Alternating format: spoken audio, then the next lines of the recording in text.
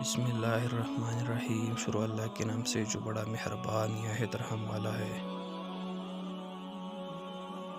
حضرت علی رضی اللہ عنہ نے فرمایا، دنیا سے اتنا توشہ اور سامان تیار کر لو کہ قیامت کے دن اپنی جان کو بچا سکو۔ جو آدمی دوسروں لوگوں کی غیب تلاش میں رہتا ہے، اللہ تعالیٰ اس کے غیب ظاہر کر دیتا ہے۔ جو آدمی حرام کاموں سے بچتا ہے وہ جنت کو پال لیتا ہے۔ جو گناہوں سے بچتا رہتا ہے اس کا بوجھ ہلکا رہتا ہے اور اللہ تعالیٰ کی بارگاہ میں اس کی قدر بڑھ جاتی ہے۔ جو آدمی اپنی سلطنت اور حکومت میں ظلم کرتا ہے، لوگ اس کی ہلاک ہونے کی دعائیں کرتے ہیں۔ زیادہ مذاق کرنے سے آدمیوں کی عزت چلی جاتی ہے اور لوگوں سے دشمنی پیدا ہو جاتی ہے۔ حملہ رحمی کرنے سے بہت سی نعمتیں ملتی ہے اور رق رحمی سے طرح طرح کی تکالیف اور عذاب آتی ہے۔ سچائی ایمان کا نہایت مضبوط ستون ہے۔ اگر تیرا غلام اللہ تعالیٰ کی نافرمانی کرے تو اسے سزا دے، اور اگر تیرا حکم نہ مانے تو اسے درگزر کرے۔ اے مومن، جب تک تو نقصان سے ترقی نہ کرے تب تک کمال کو بھی حاصل نہیں کر سکتا۔ سب سے پہلی عادت یہ ہے کہ انسان کی مصیبت میں صبر کرے، اللہ تعالیٰ کی طرف سے مدد کا منتظر رہے۔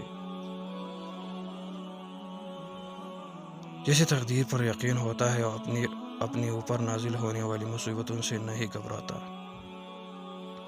ناامید شخص ہر اچھا موقع میں گوا دیتا ہے اور امید شخص ہر پریشانی میں موقع تلاش کر لیتا ہے۔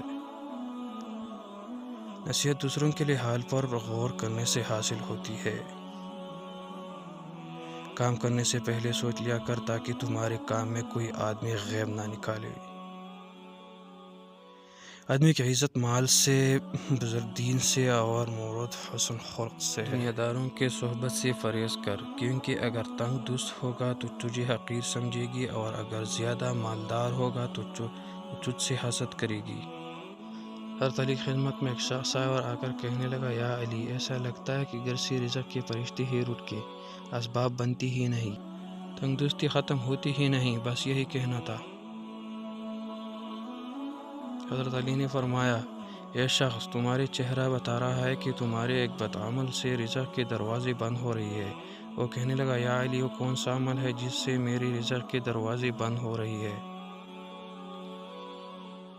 حضرت علی رضی اللہ عنہ نے فرمایا، وہ عمل غیبت کرنا ہے۔ یاد رکھنا، جو انسان اللہ تعالیٰ کی مخلوق کی غیبت کرتا ہے اور دوسروں انسانوں کے نزدیک کسی انسان کی برائی کرتا ہے تو اللہ تعالیٰ کی طرف سے اس کے لیے رزق کے دروازے بند ہو جاتی ہے۔